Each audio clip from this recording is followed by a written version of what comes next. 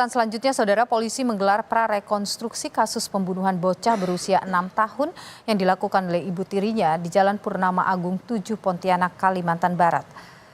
Dalam prarekonstruksi kasus pembunuhan ini, polisi menghadirkan tersangka IF yang merupakan ibu tiri korban.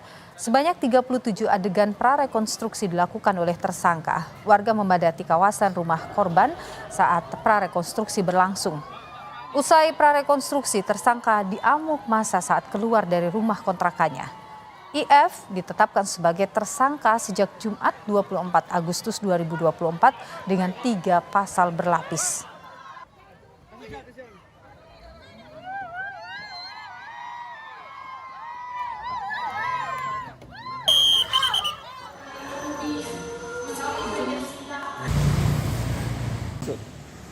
Polisi telah menyelesaikan proses otopsi jenazah AN, jenazah bocah 6 tahun yang diduga dibunuh ibu tirinya di Pontianak, Kalimantan Barat.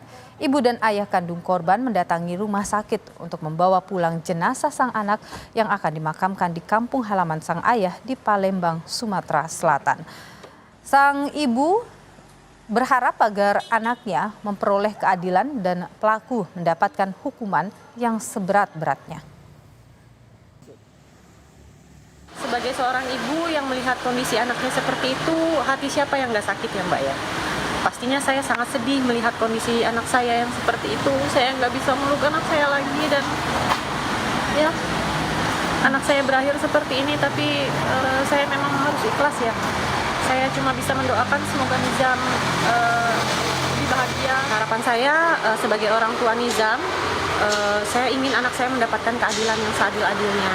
Dan saya juga mohon kepada para media dan teman-teman semua untuk bisa mengawal kasus ini supaya bisa diproses dengan lebih baik.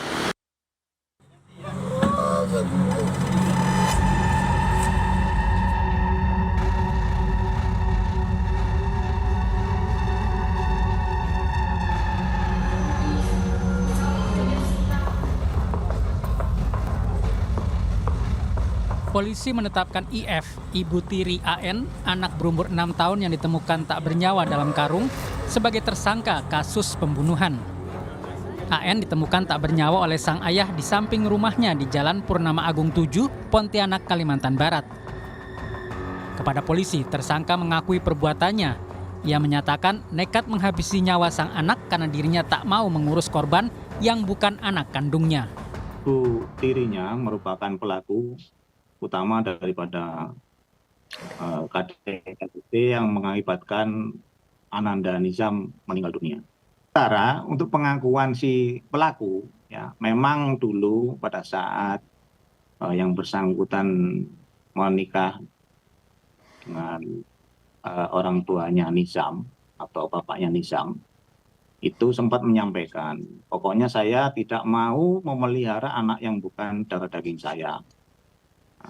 Penyampaian dari si pelaku ini demikian, kemudian dijawab sama suaminya, ya nanti akan dicarikan asisten rumah tangga. Namun sampai dengan kejadian ini, asisten rumah tangga tidak ada.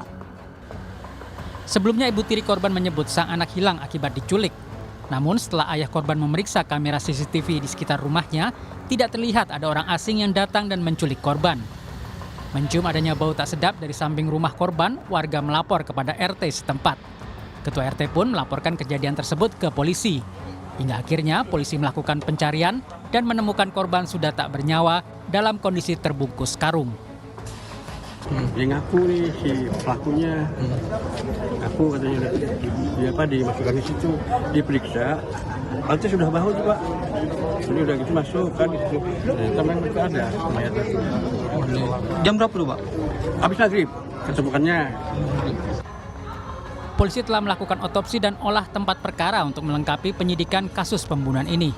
Jenazah korban akan dimakamkan di kampung halaman sang ayah di Palembang, Sumatera Selatan. Tim Liputan Kompas TV.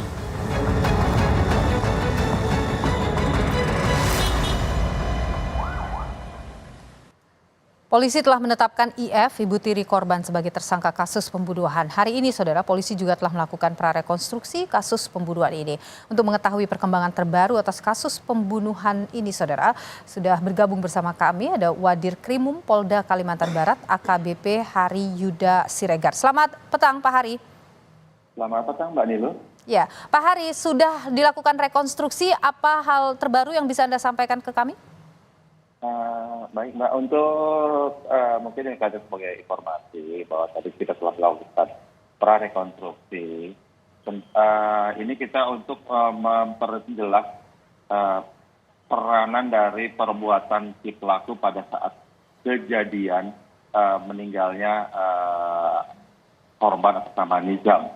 Nah, dari tadi kita melakukan adegan demi adegan mulai dari hari Senin hingga hari Rabu, yang di mana laporan awal kepada Polda Kalbar ini adalah laporan penculikan anak. Namun besoknya itu si ayah pelaku, ayah korban itu melaporkan menemukan jenazah ataupun mayat di belakang rumahnya, yang ternyata itu adalah korban atas nama Nizam. Sehingga kita melakukan olah TKP, menginterogasi baik ayah korban dan ibu tiri daripada si korban. Sehingga dari hasil pemeriksaan tersebut, si ibu tiri mengakui bahwa dialah pelaku yang melakukan pembunuhan tersebut. Baik, Pak Hari. Pak Hari, dengan dia sudah mengakui, kan sempat ada keterangan sebelumnya bahwa merasa terbebani. Apakah setelah pemeriksaan lanjutan begitu, hanya itu saja yang menyebabkan dia sampai membunuh atau ada hal lain begitu? Kalau dari hasil pemeriksaan memang si pelaku menyampaikan dia ada perasaan yang disampaikan bahwa emosi terhadap korban karena ayah daripada korban ini kurang perhatian terhadap anak keduanya. Dalam hal ini karena ini pernikahan antara ayah korban dengan ibu tiri ini kan istri kedua. Dia sejak dari mengandung sampai anaknya ini lahir kurang diperhatikan dari ayah korban. Ini pertama kali dia melakukan penganiayaan sampai kematian atau sebelumnya pernah memukul misalnya? Sebelumnya sudah, dari hasil rekonstruksi tadi akhirnya ada kejanggalan dan ternyata memang diakui tadi dilakukan lebih sebelumnya sudah ada melakukan perbuatan penganiayaan terhadap korban. Baik, terima kasih Pak Wadir Krimum Polda Kalimantan Barat, AKBP Hari Yuda Siregar, sudah berbagi pandangan di Kompas Petang. Terima kasih Pak Hari. Saudara, kami masih akan kembali dengan sejumlah informasi menarik lainnya di Kompas Petang, diantaranya mantan gubernur